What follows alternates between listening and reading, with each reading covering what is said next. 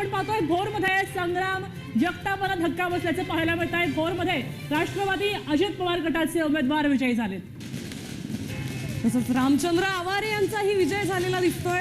राष्ट्रवादी अजित पवार गटाचे उमेदवार विजयी झाले। रामचंद्र आवारे अजित पवार गटाचे होते आणि त्यांचा आता विजय झाल्याचं पाहायला मिळत आहे। भोरमध्ये पुन्हा एकदा दादांच्या राष्ट्रवादीनं आपला झेंडा फडकवलेला आहे। सोनावणे विजयी झालेत। अजित पवार गटाचे उमेदवार आहेत। लोणावळ्यामध्ये आता अजित पवार पक्षाचे उमेदवार विजयी झालेले आहेत। लोणावळ्यामध्ये सुद्धा अजित पवारांचा डंका वाजताना पाहायला मिळतोय। अजित पवार पक्षाचे उमेदवार लोणावळ्यात विजयी झालेले आपण बघतोय।